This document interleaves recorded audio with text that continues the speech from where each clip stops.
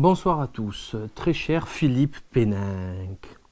Ce soir, nous consacrerons ce dernier webisode, le numéro 5, à la finalisation du travail de déconstruction de la secte soraélienne. C'est un réel plaisir que de savoir le travail achevé, bien fait, et que je n'aurai plus à m'adresser à vous.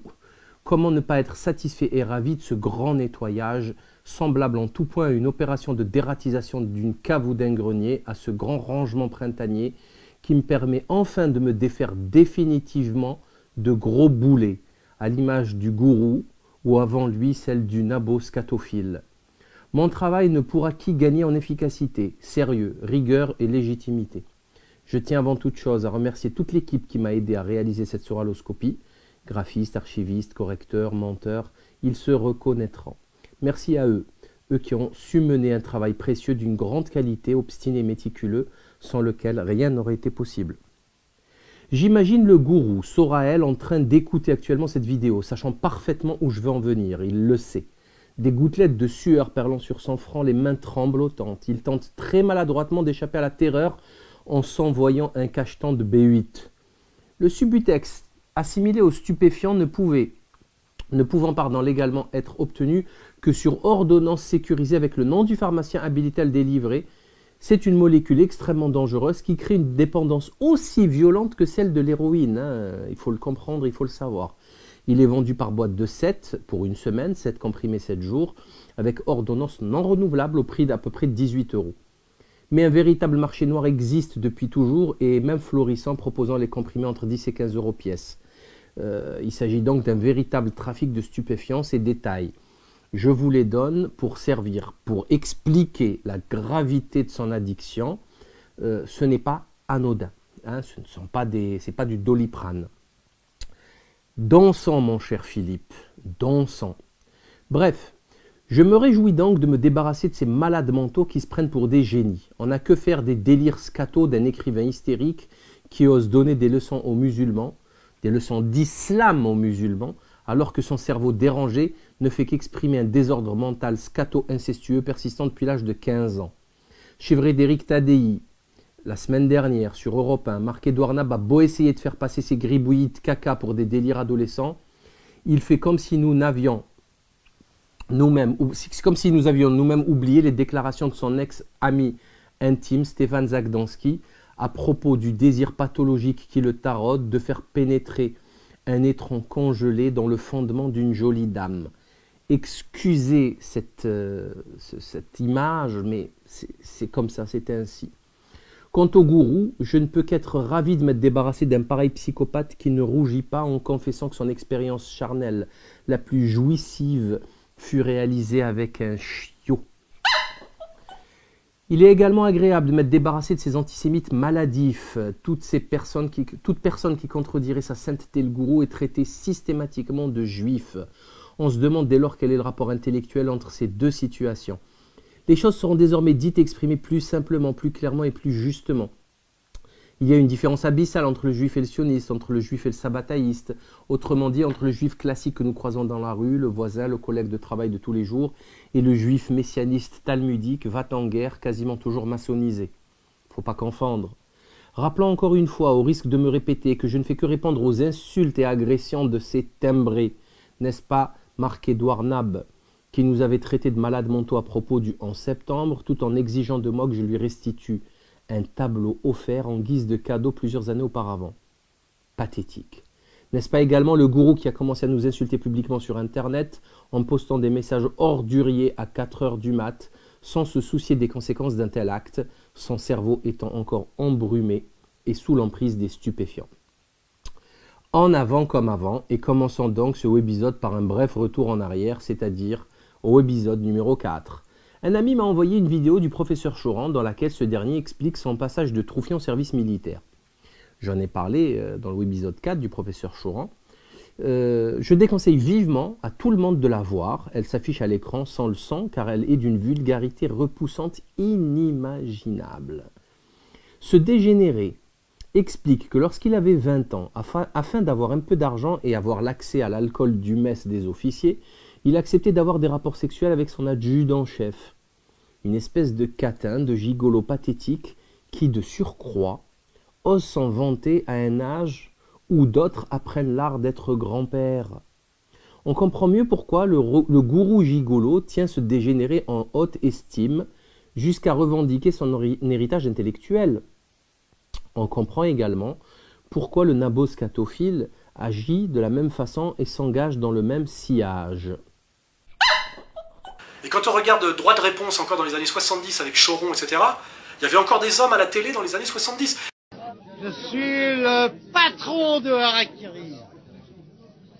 Et c'est Harakiri qui a passé les premiers dessins de Naples. Je signais pas encore Jésus. Ces deux guignols sont les deux faces de la même fausse pièce. Pile je me perds, face je m'égare. Bon débarras. Je voulais également, cher Philippe Péninck, faire le point sur la démocratie facebookienne. D'aucuns, naïfs ou imbéciles, peut-être les deux à la fois, croient que Facebook est une plateforme de débat, de discussion démocratique et autres modernités creuses. Ce n'est absolument pas le cas, loin s'en faut. Facebook est une immense machine à fliquer et espionner les gens, point. C'est également une gigantesque machine de propagande, de publicité aussi, hein, c'est clairement aussi un de ses objectifs. Mais c'est une gigantesque machine de propagande infestée de trolls et autres salariés professionnels d'entreprises qui influencent les discussions, comme j'ai déjà eu à l'expliquer à plusieurs reprises, hein, que ce soit sur des forums, Facebook, etc., Twitter. Un peu comme le courrier des le courrier des lecteurs posté par le gourou à sa gloire sur le site Égalité Réconciliation. Hein. Donc, l'utilisation de ces réseaux sociaux est pour notre part strictement limitée à la diffusion de nos travaux ainsi qu'au partage du savoir lorsque l'on recherche certains documents par exemple. Facebook n'est certainement pas le lieu indiqué pour discuter ou débattre, d'autant que l'on ne sait pas du tout qui se cache derrière l'écran. Nous pouvons ainsi remarquer que les trolls ont investi ce réseau social en s'affublant de pseudonymes maghrébins dans le seul but de faire accroire aux naïfs que Soraël n'a pas été lâché par les musulmans.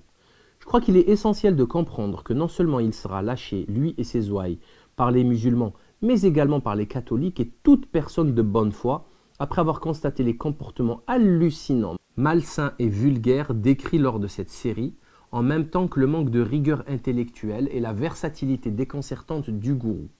J'ai d'ailleurs reçu une photo extrêmement claire et explicite sur le sort réservé à la secte. Elle s'affiche actuellement à l'écran.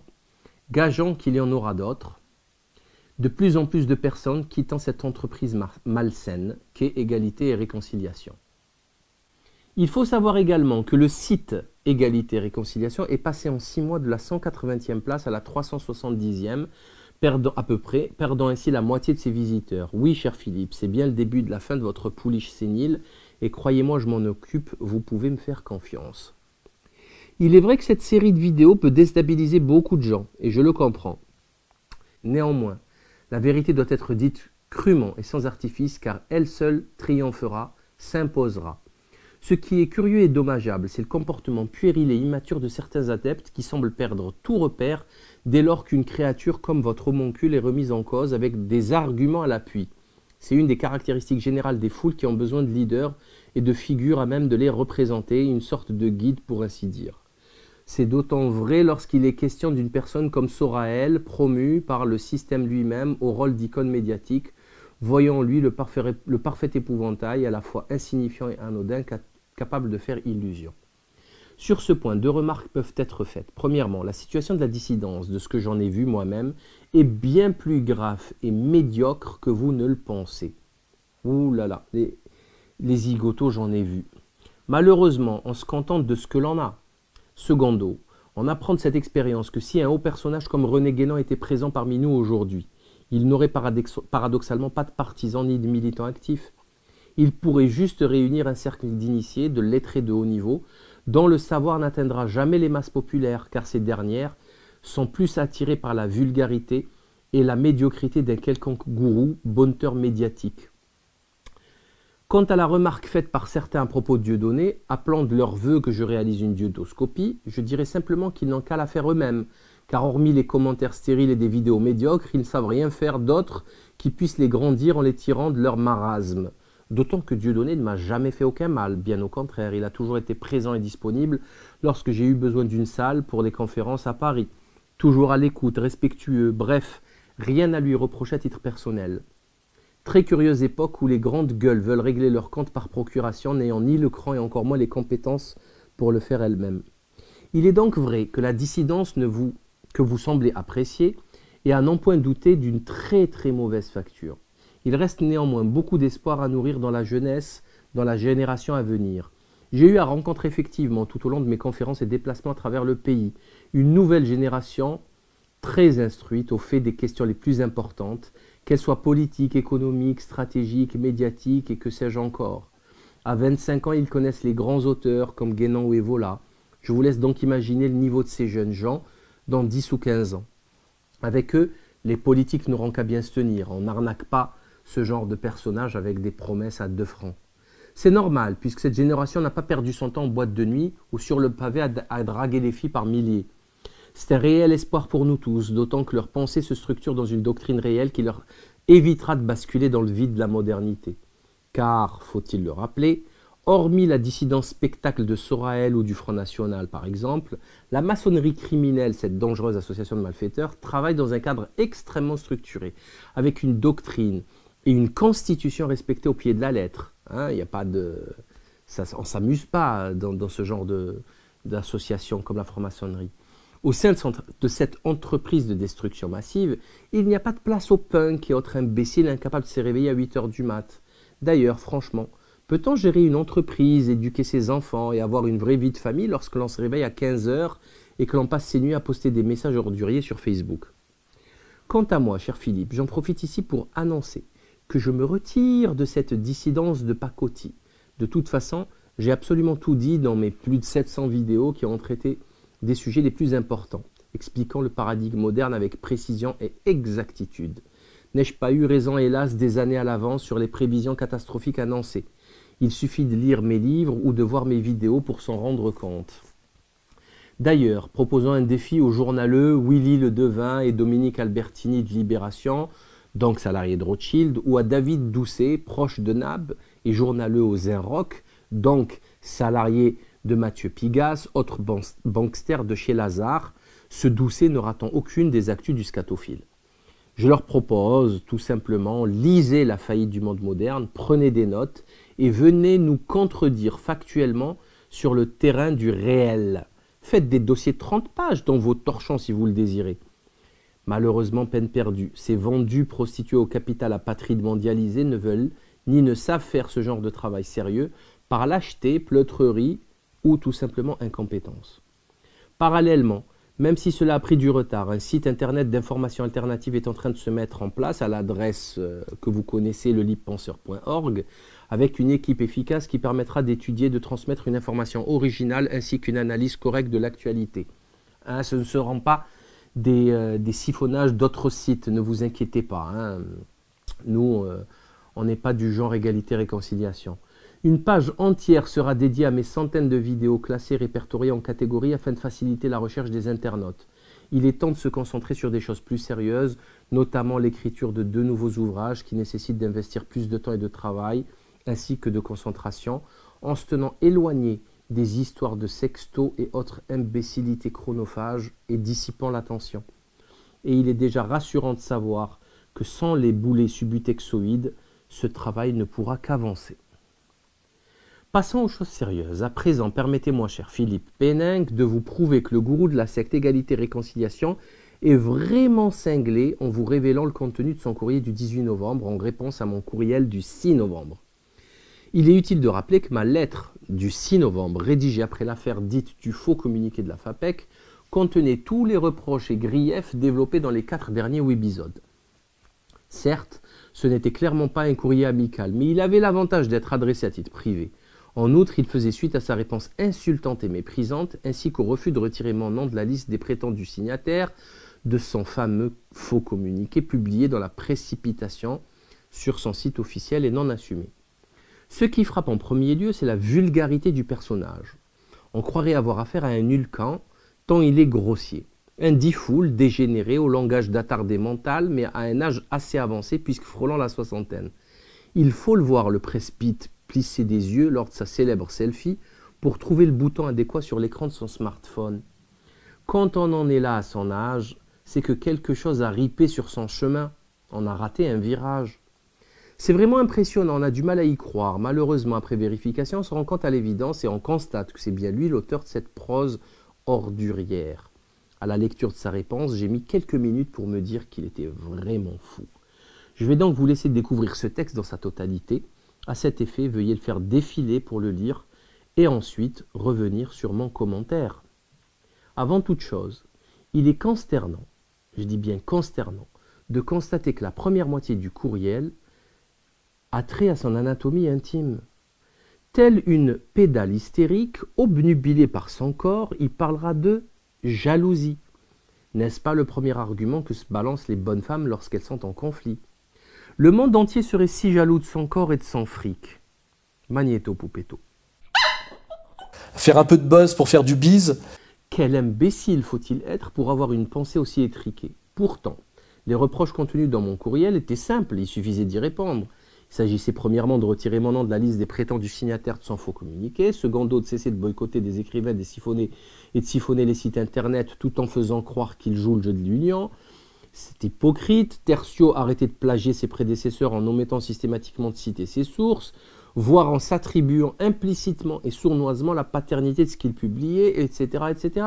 C'était pourtant simple. Mais c'était sans compter sur ce débile mental qui ramène tout à son sexe. C'est dire son état d'esprit, que l'on s'explique mieux à partir du moment où l'on sait l'impact exercé par les molécules illicites dont il fait régulièrement usage. Il est du reste très important de mettre le doigt sur l'omniprésence pathologique du sexe dans le cerveau de la plupart des occidentaux modernes. Que ce soit Soraël ou le Nabo, ils ne pensent qu'à ça, ces deux zigotos. Ceux qui sont versés un tant soit peu dans l'eschatologie universelle savent parfaitement que l'omniprésence du sexe dans les préoccupations journalières est un signe pathognomonique indiquant l'approche fatale de la fin du film. Ceci est un fait avéré, cher Philippe. Votre Haridelle sénile est d'autant ridicule qu'elle sait très bien que l'homme véritable est celui qui contrôle son énergie sexuelle et non l'inverse. Il l'a dit lui-même sur le plateau télé de Mireille Dumas il y a près de 25 ans. Malheureusement, ce dégénéré n'a absolument rien compris à la tradition et a décidé de se soumettre à ses plus vils instincts. Quant aux insultes concernant le surpoids, croit-il vraiment que cela puisse atteindre un gars comme moi? Ce qui serait intéressant, c'est qu'il traita de la même manière un Dieudonné qui a lui aussi quelques kilos en trop, un Gila Tatzmon ou un Piero San Giorgio. Vous n'avez qu'à bien vous tenir, les amis. À la première embrouille, vous y aurez droit. Il est vrai que sur le plan intellectuel, cela représente un argument de poids, un argument destructeur. Ouh là là, j'en suis déstabilisé, que vais-je devenir?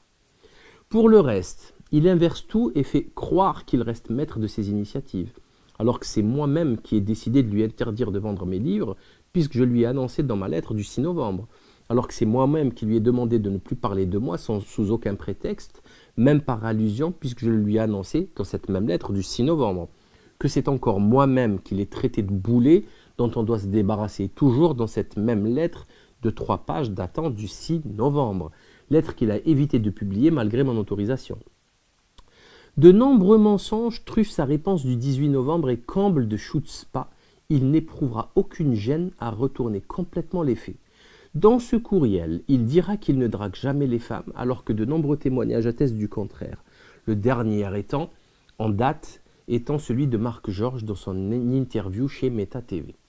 En réalité, le gourou fait tout le contraire, il est extrêmement lourd et insistant vers la gente féminine. Enfin bref, ceux qui le connaissent le savent. Il n'y en a absolument rien inventé, rien n'est secret. Lorsqu'il dit s'être embrouillé avec 3 personnes, et moi, qui serait la 4e, je me dis, cher Philippe, qu'il faut juste les compter. Belgoul, Nab, Moalek, Moukouna, Blanc-Rue, Tepa, Laurent Louis, Joel Corbeau, Joe Dalton, Mathias Cardet, Noémie, l'épouse de Dieudonné, et moi. Toujours commencer par les autres, puis finir par soi-même, pauvre imbécile. Bref, on en est déjà à plus de 10 sans avoir eu à trop chercher. Encore une erreur factuelle du gourou héroïnomane qui ne sait même pas compter. Mais dans ce cas précis, c'est pour ne pas effrayer ses adeptes par le vide sidéral créé autour de lui. C'est un peu comme lorsqu'il parle chez Mireille Dumas du business de son père notaire qui aurait périclité en faisant de mauvaises affaires alors qu'il est question d'une crapulerie l'ayant conduit à la case prison. Magnéto Poupetto. C'est-à-dire que mon père a commencé par être un notaire, puis après il a essayé de faire des affaires, ses affaires ont périclité, et après il y a eu une lente descente qui a été progressive et triste. En 1973, mon père était parti, nous vivions à Catch avec ma mère. Eh oui, ce ne sont pas des mauvaises affaires, c'est une quinzaine d'années, un peu moins de 15 ans de prison vu la gravité des faits. Le gourou manipule la vérité comme ça l'arrange, et ce n'est pas la première fois. Je fais remarquer aux auditeurs que le gourou sénile toxico n'a toujours pas repris sur le site ER la dernière vidéo de Dieudonné et Laurent Louis concernant la non-assurance, postée pourtant le 19 décembre dernier. Verrait-il encore et toujours en quenelle plus et la non-assurance un danger contre son bise? Pauvre malade. Qu'attendre de positif et de sain d'un menteur et plagiaire dont rien de son CV n'est vrai? Il n'a jamais été journaliste si ce n'est pigiste dans des torchons féminins avec le pseudo vulgaire de Robert Gros, la grande classe, la finesse incarnée. Il n'a jamais été sociologue, jamais fait d'études supérieures puisqu'il n'a jamais eu le bac ni validé aucun diplôme. Son passé au Parti communiste n'est qu'un montage comme son passage au Front National en tant que conseiller blabla démenti par Jean-Marie Le Pen. Il n'a jamais été artiste malgré son passage chez Claire en mode fantôme aux Beaux-Arts. Il n'a jamais monté Égalité et Réconciliation puisque c'est Péninck qui finançait derrière et Marc Georges qui faisait tout le boulot. Et dès que l'on remet son autorité et ses choix en cause, il vous accuse de travailler pour les flics ou d'être tout simplement juif. D'ailleurs, question force de l'ordre, on aimerait bien savoir où a-t-il passé son service militaire, lui, le grand patriote de pacotille, car cette information manque cruellement dans son CV pourtant détaillé. À moins d'avoir été refusé car classé P4, ce qui tiendrait largement la route. Le passage concernant le fait qu'il gagne de l'argent et le redistribue à des gens qui lui sont dévoués, puisqu'il est si respectueux et aimant, est tout simplement consternant, et je dois dire que j'ai deux questions à poser à ce niveau. N'est-ce pas vous, cher Philippe Péninck, qui avez financé ce clown sexagénaire, et que sans vous, il ne serait même pas là palabré? Mais il est vrai que ce courrier précède ma série. Le gourou était loin de se douter que j'allais vous citer. J'en profite d'ailleurs pour revenir sur l'affaire Cahuzac, que je n'ai pas détaillée par manque de temps la dernière fois. D'aucuns accusent le frère Latruelle Cahuzac, membre du Grand Orient de France, d'être la caisse noire du PS finançant les campagnes électorales. On parle donc de plusieurs millions d'euros et non de quelques dizaines ou de centaines de milliers d'euros. Ce qui rend votre situation encore plus délicate, cher Philippe Péninck. Seconde question. Si votre protégé est si humain et respectueux, j'aimerais qu'il me cite un seul, je dis bien un seul de ses amis. Attention, je ne parle pas de garde du corps, de salariés ou d'associés. Il est question ici d'amitié. Alors, je lui demande de m'en citer un seul. Vous savez, un ami de 20 ans, 30 ans, vu son âge avancé. Aïe, aïe, aïe, aïe, aïe. Cher Philippe, est-ce qu'au moins il connaît ce concept? Vous savez, l'ami qui est prêt à aller au charbon pour vous, à vous prêter une somme d'argent importante, même s'il en a besoin, à venir vous dépanner à 4 heures du mat sur l'autoroute. Il est vraiment triste, vraiment, de faire ce constat, mais c'est ainsi. Le gourou est incapable d'amitié, il ne sait même pas ce que c'est, le sentiment d'amitié et l'émotion qu'elle procure à ces moments-là. Bref. Quant à l'affirmation qui consiste à dire que je vais mettre toute mon énergie à le détruire est d'une grande stupidité. C'est bien lui-même qui met toute son énergie à s'auto-détruire, à se suicider avec ses comportements puérils, imbéciles, aidés en cela par ses cachetons de Subutex et autres substances illicites. Je n'ai absolument besoin de rien faire, il suffit de le laisser. Et observer cela de loin, de très loin, pour ne pas se salir. Comme un grand, sans l'aide de quiconque, il s'emploie à confectionner son nœud coulant, celui-là même qu'il passera autour de son cou le moment venu. Comme je l'ai déjà dit, le site ER est déjà passé de la 180e à la 370e place et ce n'est que le début. Maintenant, il est vrai que ce courrier ne peut pas ne pas avoir de conséquences. Je parle du courrier du gourou. Il ne peut pas ne pas avoir de conséquences physiques, d'autant que l'envie me prend soudain de me mettre à la boxe. J'ai envie de prendre des cours. Donc je prends à témoin la France entière, ou du moins celle qui m'écoute, et je m'adresse à votre pouliche, cher Philippe. Lorsque je tapoterai son épaule en exigeant de lui qu'il répéta exactement ce qu'il a écrit dans son courriel, j'espère qu'il ne va pas s'effondrer en larmes comme une pauvre gamine et me faire une autre scénette à la Mokuna. Le gourou Soraël est connu pour son courage légendaire dont il a d'ailleurs fait preuve lors de différents événements, comme l'agression des antifas lors de la campagne électorale antisioniste ou l'agression de la librairie à laquelle d'aucuns disent qu'il s'est enfui. Bref, ce sera un grand moment. Je l'avertis, 30 gardes du corps ne suffiront pas à le protéger. Maintenant, il va falloir assumer et il aura à expérimenter le douloureux et effrayant passage du virtuel au réel. Le Subutex non plus ne lui sera d'aucun secours. Peut-être la cocaïne. Oui. Lorsque l'on termine la lecture d'un tel courriel, on est en droit de se poser des questions sur la santé mentale d'un tel cinglé. On est en droit de se demander qui dirige le Rafio Égalité-Réconciliation et quelle est sa destination exacte. Nous avons tous vu les dizaines de réponses d'une grossièreté affligeante postées par le gourou sur sa page Facebook. Franchement, je le croyais plus fin, plus intelligent, mais il a osé des trucs, mais c'est hallucinant. Malheureusement, cette grossièreté déteint sur les adeptes de la secte, et j'ai eu à m'y confronter dernièrement. Il faut savoir que la section EER marseillaise s'est très vite rapprochée de moi dès sa création afin de s'entraider. L'ancien d'ailleurs responsable de la section était quelqu'un de très compétent, très sympathique et d'une grande qualité humaine. J'ai eu donc à les connaître très vite et à fréquenter certains militants locaux lors des conférences que nous organisions ou que même organisées. J'ai ainsi connu un personnage répondant au prénom de Pierre N., militant actif marseillais, âgé de 51 ans, habitant le 9e arrondissement de Marseille, de commerce agréable et poli, père de plusieurs enfants et d'une instruction certaine, vraiment très agréable. Bref, une personne que j'appréciais, pensant que c'était réciproque d'ailleurs, eu égard aux rapports amicaux que nous entretenions. Il y a une semaine, 10 jours, j'ai eu la surprise de recevoir de cette même personne un coup de fil d'une extrême violence, d'une extrême vulgarité, d'une grossièreté effarante, dégradante, qui n'a d'égal que celle de son gourou. Encore une fois, on aurait dit du Hulkan. Ici aussi, lors de l'écoute du message vocal, j'ai eu du mal à croire que c'était bien lui, tant l'image que j'en avais ne concordait pas du tout avec ses propos incroyablement orduriers. Je vais vous laisser écouter ce passage audio, en vous informant d'ailleurs qu'une double plainte a été postée au commissariat du 15e arrondissement de Marseille. Magnéto, Poupetto. Écoute-moi bien, petit. Tu es en dilatation programmée. Écoute-moi bien, petit. Je vais t'éclater. Je vais t'élargir ton petit. Alors, si tu as de l'honneur, ce dont je doute, tu as prouvé le contraire. Si tu as de l'honneur, rappelle-moi et je vais t'éclater la tronche de merde. T'es un nom de race de merde. T'es un fils de... Si tu as un tout petit peu de courage et d'honneur, comme tu le fais dans tes vociférations de vidéos de merde, si t'as une paire de... Je vais te les faire bouffer, la putain de ta race de merde.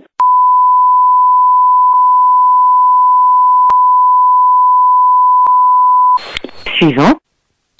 J'espère juste qu'il aura le courage d'assumer ses propos devant le juge avec autant d'entrain et d'assurance. On va voir. Franchement, je suis très curieux de voir ça.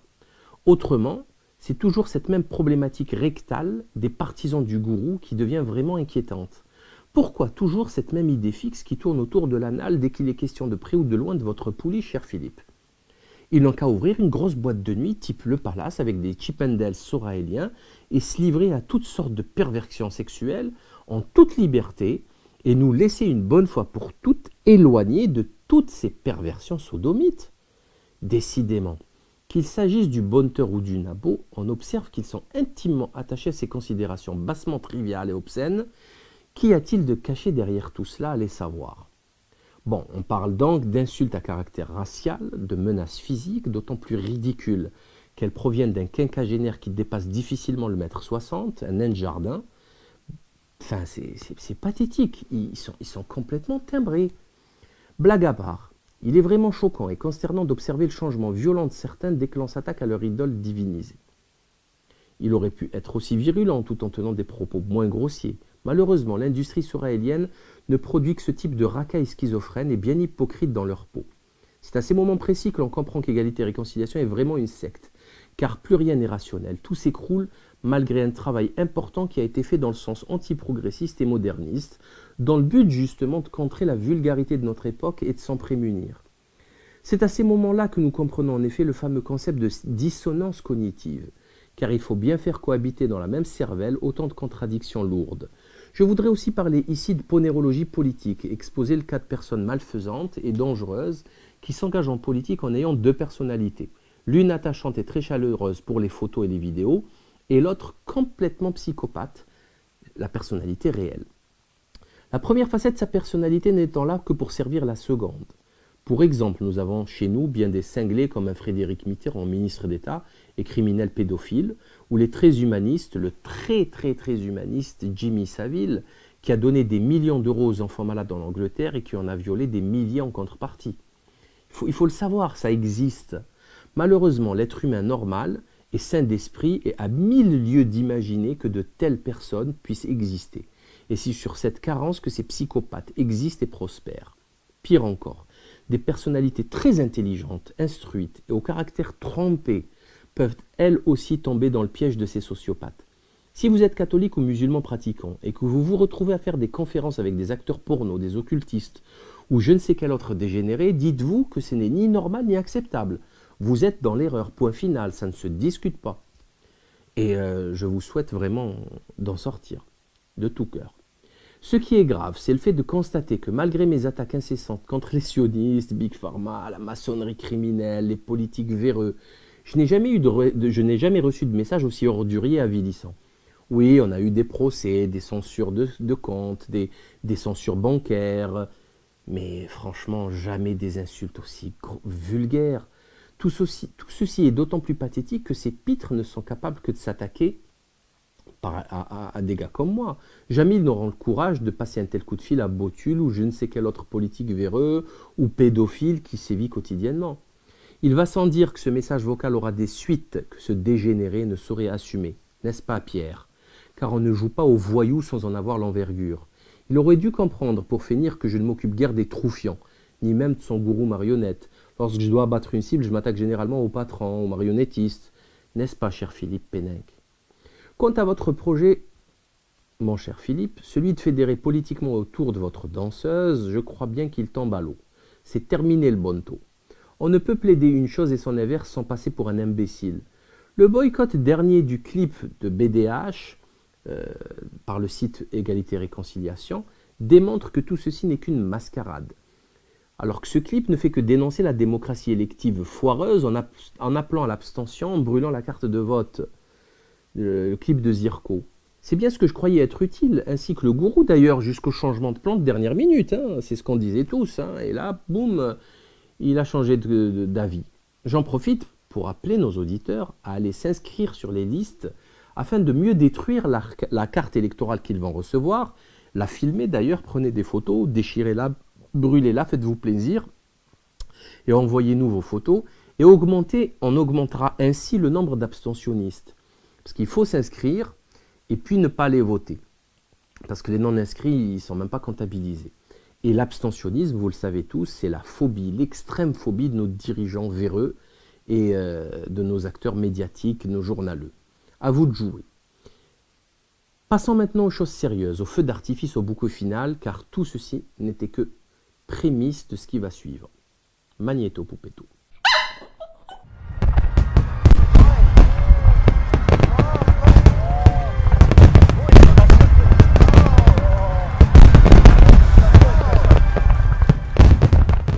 Je puis vous assurer que le gourou attend ce moment avec impatience. D'ailleurs, son rythme cardiaque s'accélère. On observe une vasodilatation, des tremblements, des sueurs froides, il a une boule au ventre, il doit maintenant passer à la caisse, payer les factures de ses errances lamentables. Pour ce faire, nous allons nous livrer à un jeu, une chasse au trésor, dont le but est de découvrir les indices qui nous mèneront tout droit vers le trésor ultime. La chasse s'effectuera à Paris, dans différents quartiers, à différentes époques. La carte au trésor sera parsemée d'indices qui aideront les chasseurs dans leur quête. La carte s'affiche à l'écran, comme vous pouvez le constater, et les indices également. Le gagnant de cette chasse au trésor recevra un colis de 6 livres des éditions Fiat Lux. Je saisis cette occasion pour demander à la personne qui a réussi à relever le plus d'erreurs dans l'article du très médiocre journaleux de la Provence de me contacter afin de recevoir les livres promis et de justement honorer cette promesse. Il en sera de même pour la personne qui découvrira le trésor pas si caché du gourou Toxico. Pas si caché du gourou Toxico. En filigrane, vous aurez tous compris que le gourou est homosexuel. Il est plus exactement bisexuel, mais il a eu un début de carrière parisienne gay, totalement assumé, et qui a laissé des traces puisque certaines personnes témoignent de ce passé sulfureux. La présence d'Hector Obalk sur le plateau de Frédéric Tadei l'année dernière lors du passage de Marc-Édouard Nab n'est pas due à ses connaissances pointues en histoire de l'art, loin de là. C'est juste un message subliminal pour initier, puisqu'il a partagé sa vie 5 longues années.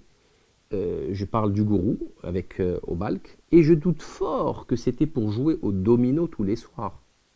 Ce n'est pas un hasard si l'homoncule Toxico fut un adepte régulier de la célèbre boîte gay, le Palace, tout en habitant d'ailleurs dans le Marais, quartier de la communauté arc-en-ciel par excellence.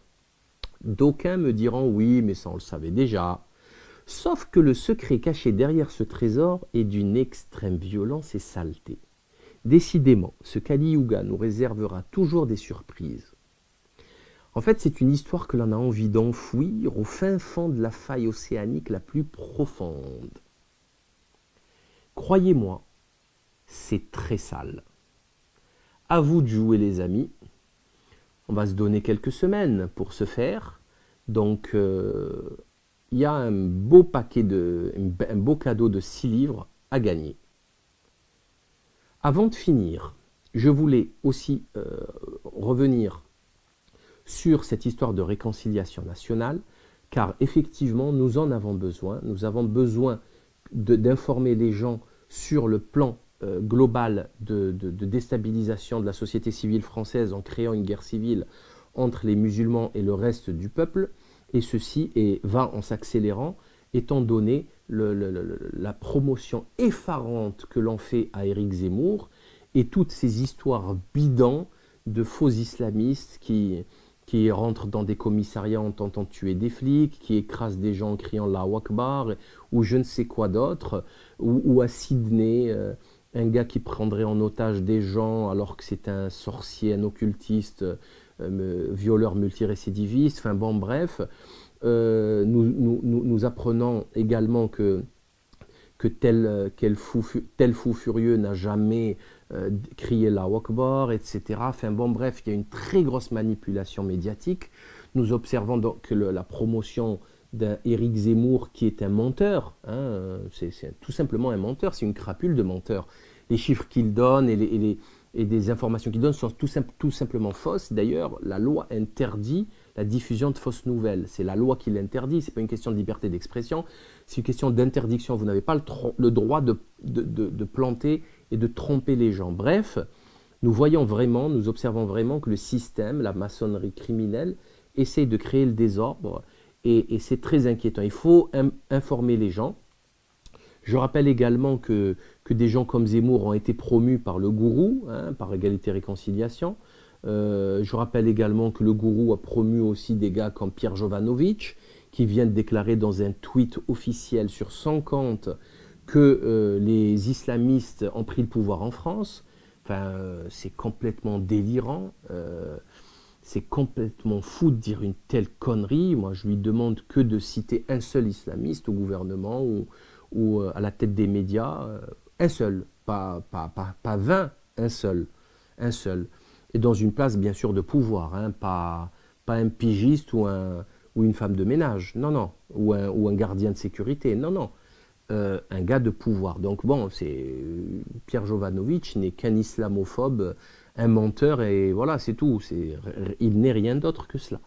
Donc effectivement, il faut continuer à faire ce travail qui résume en fait le courrier d'Albert Pike à Giuseppe Mazzini du 15 août 1871, dont je parle depuis maintenant des années, et qui se concrétise sous nos yeux. La seule chance d'en sortir, c'est, vous l'aurez compris, d'informer les gens pour pas qu'ils tombent dans ce vraiment, vraiment vulgaire et grossier panneau. Voilà. Comme le disait un Allemand sur un plateau télé, s'il y a bien un peuple qui souffre de massacres depuis maintenant 2 siècles, c'est un peuple, je ne sais pas si on peut appeler ça, mais c'est les peuples musulmans qui n'arrêtent pas de se faire bombarder à coups de B-52, de phosphore blanc, c'est des massacres, c'est des génocides, hein, que ce soit l'Irak, l'Afghanistan, c'est monstrueux ce qui se passe, la Libye dernièrement, etc. Donc, et pas l'inverse, on ne va pas essayer de faire croire l'inverse, mais bon. Donc au peuple d'Occident et surtout de France, en ce qui nous intéresse, de se réveiller, de ne pas tomber dans ce panneau et continuons à les informer et à essayer d'éviter ce piège grossier. Veuillez accepter, très cher Philippe Péninck, l'expression de mon mépris le plus profond, en vous souhaitant de payer au prix fort vos nombreuses trahisons et entourloupes dignes des plus vils francs-maçons qui ont détruit la France. J'en profite aussi pour vous demander d'où vient tout cet argent distribué aux gourous, car à ce que l'on sache, vous n'êtes pas non plus millionnaire. C'est une question comme ça au passage. Le travail a été terminé avec la satisfaction de la mission accomplie dans les règles de l'art.